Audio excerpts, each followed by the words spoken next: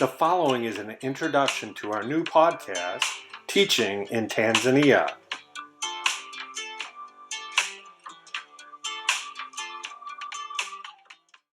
Hi everybody, my name is Julie. I'm a fifth year at Grand Valley State University. I double major in mathematics and elementary education, and I also minor in dance. This summer I had the opportunity to study abroad in Tanzania, so I'm here to talk to you guys about that today. So why might you be interested in traveling to Tanzania? You can fulfill Grand Valley State University credits while you're traveling, which is always a perk because I know at this age sometimes we feel a lot of pressure to always be doing something productive instead of enjoying our time. So this is a way to enjoy your time and also do something productive. And it is also definitely a lifetime experience that I can't explain enough. If you go, you'll understand. You're also going to get the opportunity to explore parts of the world that you may not have thought of visiting, because I don't know about a lot of you, but before I thought about going to Tanzania, I probably couldn't have picked it out on a map if my life depended on it. So you'll definitely get to go somewhere that you may not have thought of going before.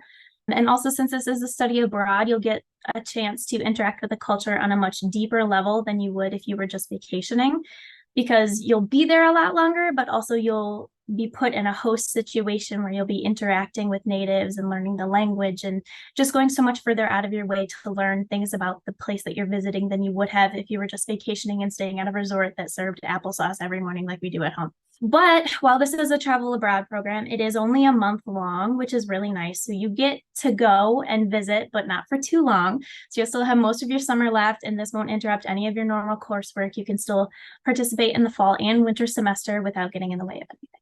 So what did we do in Tanzania? The trip is centered around teaching in primary and secondary schools, depending on your major. I'm a primary education major, so I spent my time in the primary schools. I taught mostly fourth and fifth grade. Aside from that, we also did a lot of fun things. So we went on a 4-day safari in the Serengeti Plains, which was hands down my favorite part of the trip. We climbed Mount Kilimanjaro, which, funny enough, was hands down my least favorite part of the trip. We also took a painting class from a local artist, volunteered at an orphanage a couple of times, and we learned to speak a very small amount of Swahili while we were there from some native speakers. So teaching in Tanzania is the primary focus of this trip. So you will spend, I think it's like 20 to 30 hours while you're over there teaching in these schools. And they are English medium schools, which means that we speak English the whole time. You'll pick up some Swahili as you go, but you're not expected to go over there and speak fully in Swahili while you're teaching, because that would be crazy. And I don't know that anyone would be able to handle it. I definitely couldn't.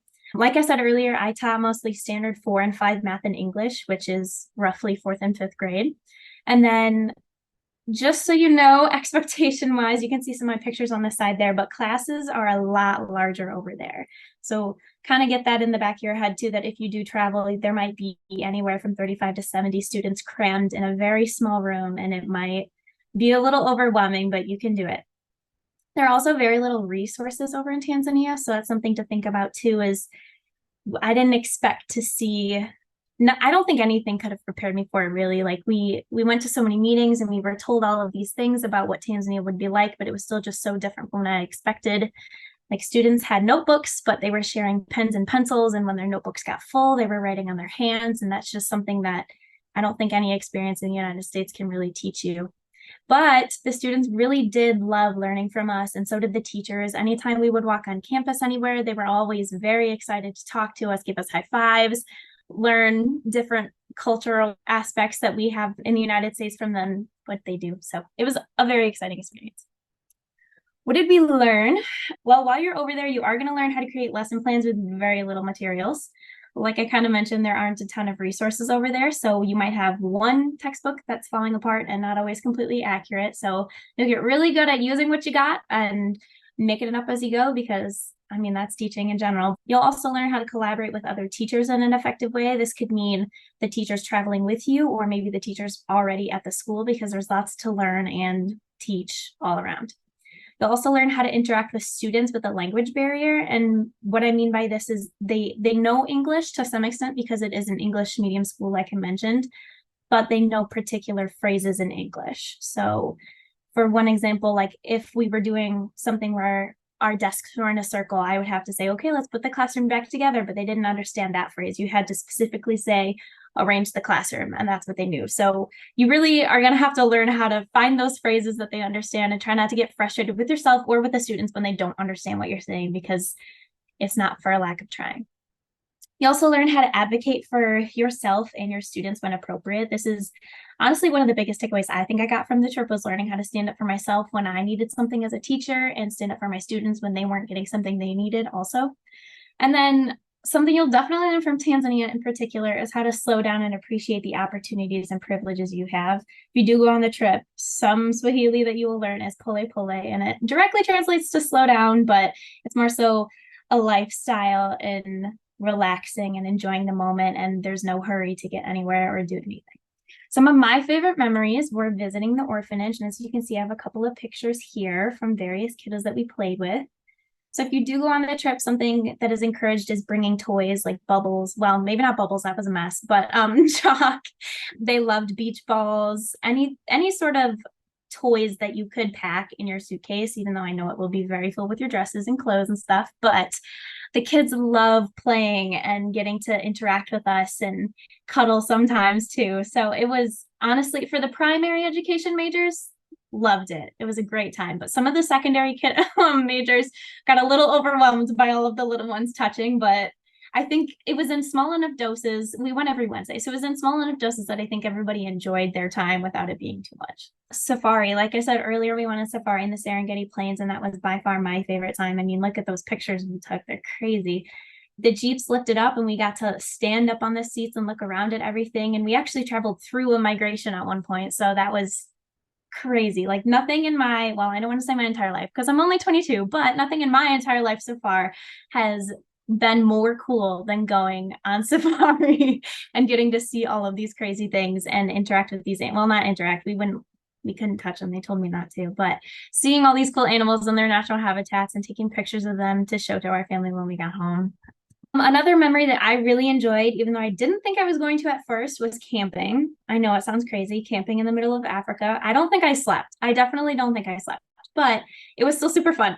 The whole group, as you can see, went camping and we played a whole lot of games, and that's Mount Meru right there that you can see also. So you can get a lot of good views. We could see Mount Meru and Mount Kilimanjaro from the camping site, which was so exciting. We had a bonfire, we played a whole bunch of games together, and then yes, we did have to spend the night in individual tents in Africa, which was scary, but totally worth it because now I get to brag to everybody that I did it. So while you're in Tanzania, there are a lot of courses that you can take. Some of this might be changing because I know we're switching from the old program to Picket. So I took my capstone, the 496, and then I also took the 386, which was the issues course. And then you also get a global perspectives course from just traveling abroad if you go on any trip. So I got 9 credits out of the month of traveling that we did, which was definitely beneficial, and it put me further in my education, which was really nice. And you can also see Dr. Kessmer if you have any questions, if there's something you think should apply that doesn't, or vice versa. She's always there to talk. So if you're interested, I don't know how accurate this date might be if we use this video in a couple of years, but the travel dates are April 28th through May 24th. So like I said, just a month. And then there's an information meeting on September 20th. And if you guys have any questions at any time, you can email Dr. Kessmer, and her email is down below. And then here is a video that some of the students in 2012 took, which was a while ago now, but it still encompasses all the fun times. Links to the video and to other resources can be found in the show notes. So normally I would ask questions, but since this is online, I can't really do that. So if you have any questions, you can reach out to Dr. Lisa Kessmer, or maybe if he wants to, Dr. David Coffey, and they could help you out with that too. So thank you guys. I have a question. So which classes did you take again? So I took the capstone, that 496, and then I also took the issues course, which was 386, and then I got a global perspectives just from traveling. And how much work was that for you? It felt like a lot of work at the time, but once it was over, I think that's true of everything. It felt a lot more manageable. Basically, what you'll be doing is completing a website to turn in. So all of your information is going to go in one place. While you're in Tanzania, pretty much all you have to do is lesson plan and participate in class, which did involve a lot of reading, which was a little bit hard because we didn't have a ton of downtime in the middle of the day to complete that. But we were all pretty much in the same boat, so it worked out okay. But once you get home, there's going to be several small paper type things that you're going to end up writing and then putting into your website. So it did end up taking me, I planned on getting it done in the first month of summer, but I was procrastinating a little bit, but I did get it turned in on time and had no issues with all of that. So, And you said it was a once in a lifetime experience. How did you make it work financially? so I luckily had savings. So I ended up paying for all of this out of pocket just so I didn't have to take out another loan because I know all college students are different, but I take out loans myself. My family doesn't contribute. So I had to I luckily had savings, and I know that that kind of stinks because that's not a super great answer, but I know that there are also a lot of scholarships out there for travel abroad in any capacity. It's a little bit hard to find the scholarships for Tanzania in particular because a lot of those scholarships are aimed toward full year or full semester experiences.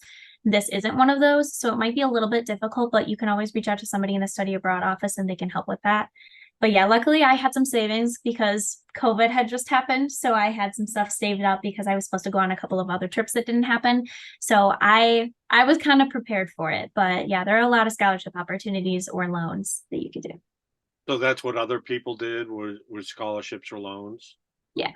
Yeah, that's what a lot of kids did. We actually had a couple of students on the trip who didn't know that they had a scholarship for it until the like fifth day of the trip and then got an email and were super excited that they can afford to be where they were. So that was kind of interesting and exciting to celebrate. But yeah. And if I don't have any experience teaching, I mean, how's that going to be if I go to another country and I don't know how to teach? It's going to be nerve-wracking. It's definitely going to be nerve-wracking. I even had teaching experience. I think I had a pretty good amount of teaching experience, and then I went over there and was still terrified and cried several times. So don't get too hard on yourself because we all were there. It was terrifying at first, but then we all found our voice. It'll be okay. You're going to learn a lot. You're going to learn a lot. You're going to pick up a lot of what to do and a lot of what not to do. And as long as you're confident enough and you're willing to put yourself out there, I think you'll catch on just fine. And by the end of even the second week, I'm sure it'll be fine. So would you say it would be better to go before you've done your gotten into the College of Ed or after or what? Well, I guess I can't truly answer that question because I did it before, so I don't really know the difference between doing it before versus after. I really enjoyed doing it before because now going into my teacher apprenticeship and student teaching next semester, I feel like I'm so much more confident walking into a classroom because I've had this whole mindset the first couple of weeks of the semester, teacher assisting that, well, if I could do Tanzania, I can do anything. And it sounds a little silly, maybe, but it honestly is true, being like, well, if I can handle a textbook with wrong information and falling apart and 70 students at one time and not completely speaking the same language, I can handle 20 kindergartners who understand English and are just bouncing off the walls. It really does make you feel like you can do anything. So, So it sounds like students have all sorts of different experiences before they go. yeah, there were definitely a wide range of students who went on this trip. We had a graduate student who didn't necessarily have a whole lot to do with education classes before, so she got to dip her toes in the water. And then we also had a student who was pre-med and then had just switched to education and wasn't even a semester into education courses, even at the very introductory level. So you can go at any point in your education. It really doesn't make too much of a difference. I don't think there are a ton of course requirements or prerequisites, I mean, before you go. So I think you could go at any time just to get the experience and travel if you want to. And I think Dr. Kasmer has even said before that you don't have to be an education major to go. There are so many things that you can get out of this trip and talk to her about, like maybe I'm studying psychology and I'm really interested in observing these things, but not necessarily teaching. I'm sure there's a course that could apply, or even just getting the experience of doing a field study that you could get out of it. So there's a ton to get out of it. You don't have to be super advanced or super far into your education to get something out of it. So I'm kind of a picky eater. What's food like there? Yeah, the food was definitely different, but I'm not a picky eater, so I enjoyed getting to try everything. But I know that we have some picky eaters. But with every meal or most of the meals, there are options. So you get to pick what you want to try and how much of it you want to try. And there's always like bread, and the avocados over there are amazing. So at the very least, you could have avocado toast 3 times a day. So It's awesome. Thank you very much. yeah, of course.